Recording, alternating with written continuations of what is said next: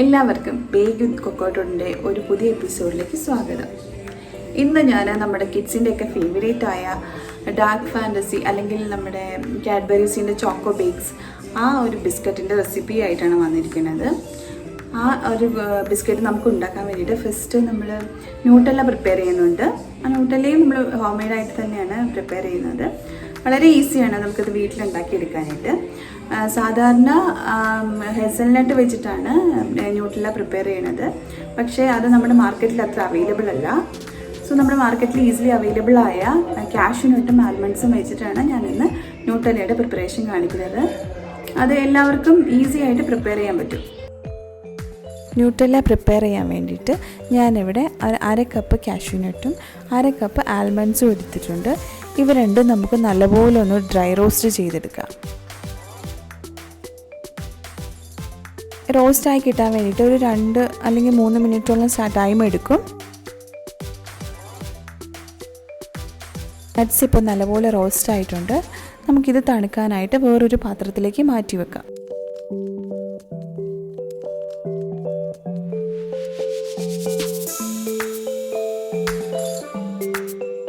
അടുത്തതായിട്ട് നമുക്ക് chocolate melt ചെയ്യണം. അതിനുവേണ്ടി ഞാനിവിടെ 1 കപ്പ് ചോക്ലേറ്റ് ഗ്രേറ്റ് ചെയ്തെടുത്തിട്ടുണ്ട്.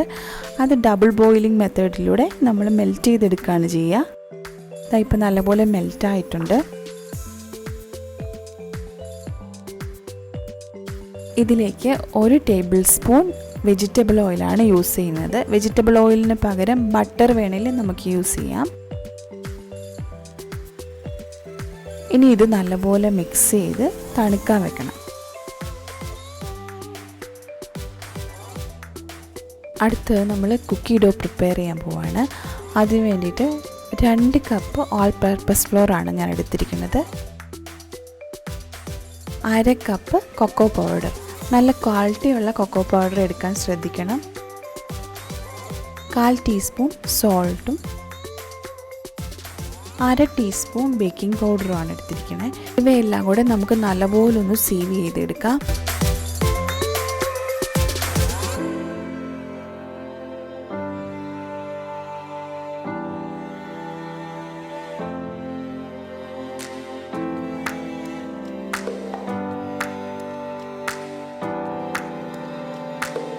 വേറൊരു ബൗളെടുത്ത് അതിലേക്ക് ഒരു 1/2 കപ്പ് ബട്ടർ. ഈ ബട്ടർ എപ്പോഴും റൂം ടെമ്പറേച്ചറിലായിരിക്കണം. അതിനെ നമുക്കൊന്ന് നന്നായിട്ട് സോഫ്റ്റ് ചെയ്തെടുക്കാം ഒരു വിസ്കർ ഉപയോഗിച്ചിട്ട്.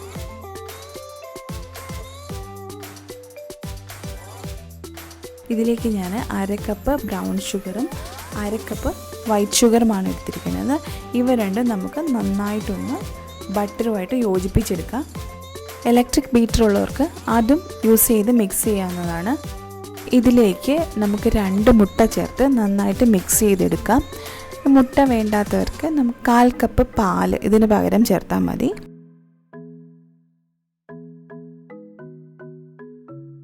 ഇപ്പം നമ്മുടെ ബാറ്റർ കുറച്ച് ലൂസായി കിട്ടിയിട്ടുണ്ട്. ഇതിലേക്ക് 1/2 ടീസ്പൂൺ വാനില എസൻസ് ചേർത്ത് കൊടുത്തു നന്നായിട്ട് മിക്സ് ചെയ്തെടുത്തു. അതിലേക്ക് നമ്മൾ നേരത്തെ പ്രിപ്പയർ ചെയ്ത് വെച്ച പൗഡർ ചേർത്ത് മിക്സ് ചെയ്തെടുക്കാം. ജസ്റ്റ് ഫോൾഡ് ചെയ്തെടുത്താൽ മതി. ബാച്ചസ് ആയിട്ട് വേണം നമ്മൾ ഈ പൊടികൾ ആഡ് ചെയ്യാൻ വേണ്ടിയിട്ട്. ഒരുമിച്ച് ചെയ്ത് കഴിഞ്ഞാൽ നമുക്ക് മിക്സ് ചെയ്തെടുക്കാൻ പാടായിരിക്കും. ഇപ്പോൾ ഞാൻ സെക്കൻഡ് ബാച്ച് ചേർത്തിട്ടുണ്ട്. സെക്കൻഡ് ബാച്ച് ചേർത്ത് ഫോൾഡ് ചെയ്തെടുക്കുകയാണ്. നമ്മുടെ ഡോ ടൈറ്റായിട്ട് വന്നുകൊണ്ടിരിക്കുന്നു. ലാസ്റ്റ് ബാച്ചും ചേർത്തു. ഇനിയിപ്പോൾ ഡോ കുറച്ചും കൂടെ ടൈറ്റാകും.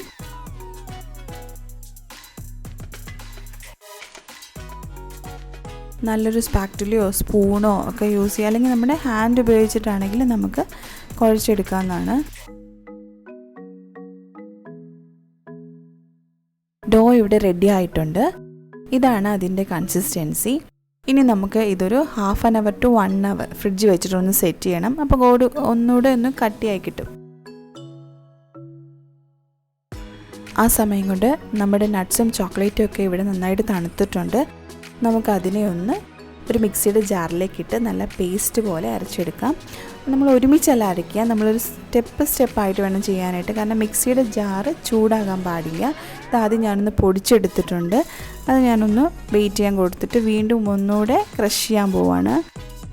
ഇതാ ഒന്നുകൂടെ ക്രഷ് ചെയ്തു. അതിനകത്ത് ഓയിൽസൊക്കെ എക്സ്ട്രാക്ട് ചെയ്ത് തുടങ്ങി. ഇനി വീണ്ടും ഒന്നുകൂടെ നമ്മൾ ക്രഷ് ചെയ്യുമ്പോഴത്തേക്കും നല്ല പേസ്റ്റ് പോലെ ആയി കിട്ടും. ഇതാ ഇപ്പോൾ പേസ്റ്റ് പോലെ ആയിട്ടുണ്ട്. ഇതിലേക്ക് നമ്മൾ നേരത്തെ മെൽറ്റ് ചെയ്ത് വെച്ച ചോക്ലേറ്റ് ആഡ് ചെയ്ത് കൊടുക്കാം. അതിൻ്റെ കൂടെ മധുരം ബാലൻസ് ചെയ്യാനായിട്ട് ഒരു 1/4 ടീസ്പൂൺ സോൾട്ട് അതുകൂടെ ആഡ് ചെയ്ത് മിക്സ് ചെയ്തെടുക്കാം. ഇതാ നമ്മുടെ ന്യൂട്ടെല്ല ഇവിടെ റെഡി ആയിട്ടുണ്ട്. ഇത് നമുക്കൊരു കണ്ടെയ്നറിലേക്ക് മാറ്റാം. ഈ ന്യൂട്ടെല്ല ഒരു 1/2 hour ഫ്രിഡ്ജിൽ വെച്ചിട്ട് സെറ്റ് ചെയ്തെടുക്കാം. ഇപ്പം നമ്മുടെ ന്യൂട്ടെല്ല സ്കൂപ്പ് ചെയ്യാൻ പാകത്തിന് സെറ്റായിട്ടുണ്ട്. ഇനി നമ്മളൊരു ബോൾ സൈസിന് നമ്മളൊരു പാത്രത്തിലേക്ക് ചെറിയ ബോൾസായിട്ട് മാറ്റുക. നമ്മൾ ബട്ടർ പേപ്പറോ പാത്രമോ അങ്ങനെ എന്ത് വേണമെങ്കിലും അതിന് വേണ്ടി യൂസ് ചെയ്യാം. ഇങ്ങനെ ഒരു സ്പൂൺ കൊണ്ട് ഈസി ആയിട്ട് നമുക്ക് സ്കൂപ്പ് ചെയ്തെടുക്കാൻ പറ്റും.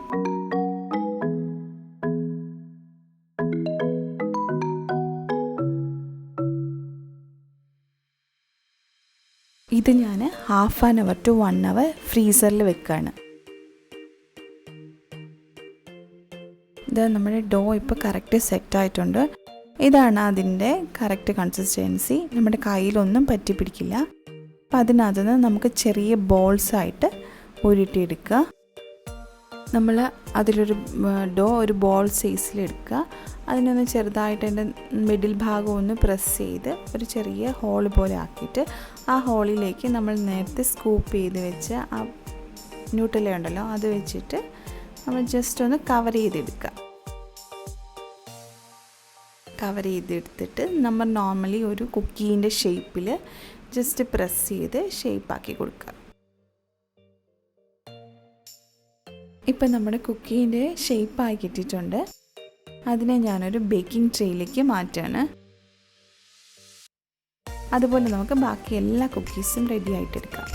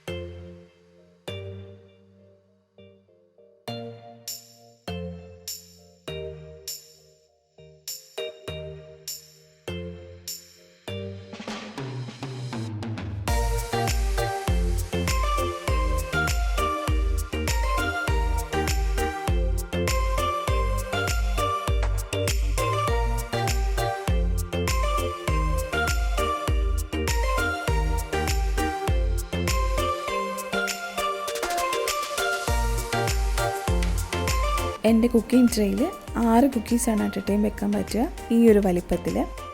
സോ ഞാനിത് 6 ആക്കിയിട്ട് 180 ഡിഗ്രി പ്രീ ഹീറ്റഡ് ആയ ഓവനിൽ ഒരു 15 മിനിറ്റ്സ് വെച്ച് ബേക്ക് ചെയ്തെടുക്കും. 15 മിനിറ്റ്സ് കൊണ്ട് നമ്മുടെ കുക്കീസ് റെഡി ആയിട്ടുണ്ട്. അത് ഞാനൊരു കൂളിംഗ് റാക്കിലേക്ക് മാറ്റി വെക്കുന്നു. കൂളിംഗ് റാക്കിൻ്റെ ഗുണം എന്ന് വെച്ചാൽ നമ്മുടെ കുക്കീസിൻ്റെയും കേക്ക്സിൻ്റെയൊക്കെ അടിഭാഗത്തുള്ള ചൂട് വേഗം ട്രാൻസ്ഫർ ആയി പൊക്കോളും. അപ്പോൾ അത് വേഗം കൂളായി കിട്ടും. അതിന് വേണ്ടിയിട്ടാണ് കൂളിംഗ് റാക്ക് യൂസ് ചെയ്യുക. നമ്മുടെ കിഡ്സിൻ്റെ ഫേവറേറ്റായ ന്യൂട്ടെല്ല ഫിൽഡ് കുക്കീസ് ഇവിടെ റെഡി ആയിട്ടുണ്ട്. എല്ലാവരും ഇതൊന്ന് ട്രൈ ചെയ്ത് നോക്കാം. ട്രൈ ചെയ്ത് നോക്കിയിട്ട് അതിൻ്റെ ഫീഡ്ബാക്ക് കമൻറ്റ് സെക്ഷനിൽ അറിയിക്കണം.